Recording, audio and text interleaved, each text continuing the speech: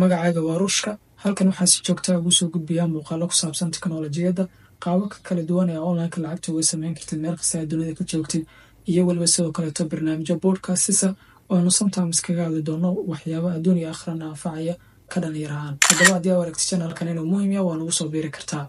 Intaas kadib muuqaalkan insha Allah maanta waxaan kaga hadli doonaa sida adoo adeegsanaya mobilkaaga iPhone-ka muuqaalada YouTube aa uga dhageysan kartid background-ka. Macnaha sometimes waxaa laga yaabaa inaad ku jirtid mashquul, sometimes waxaa laga yaabaa in muuqaalka aad daawanayso yaa podcast iyo wax la midka oo kaliya u baahan tahay inaad muuqaalkana dhageystid balse muhiim ayna ku ahayn inaad markaas aad daawatid. Haddaba waxaan ognahay markaa YouTube muuqaalka daawanayso mobilkaaga haddii aad loo gareysid automatically muuqaalkan halkaaga ku joogsan oo wuu stop gareysmaya. Laakiin waxaa u baahan tahay markaasoo kaleeto inaad mobilkaaga loo gareyn kartid oo halkaas saaratid stillna markaasi yacni muuqaalkii background-ka ka dhageystid. Sidee baa sidaas u samayn kartaa?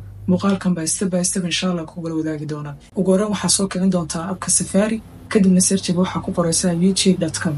intaas kadib waxaa dooran doontaa halkaan ee capital ee small, kadibna waxaa kasii dooran doontaa request desktop website si markaasi lagugu soo kiciyo sida arkaysid YouTube qaybtiisa desktop versionka. Macnaha sida inaad YouTube ka adeegsanaysid ama ka daawanaysid computer oo kale. kadib waxaa search gareyn doontaa ama markaas baari doontaa muuqaalka u baahan tahay.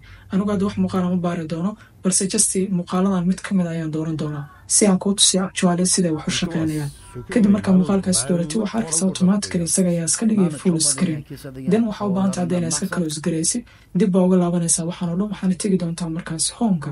kadib waxaad tegi doontaa action center-ka mobilkaaga waa soo furay dhanna halkan waa arkaysaa hadda automatically muuqaalka ayaa kuu soo saarsamay keliyana waxaa u baahan tahay inaa yacni balagareysid adoo watankan taabanaya.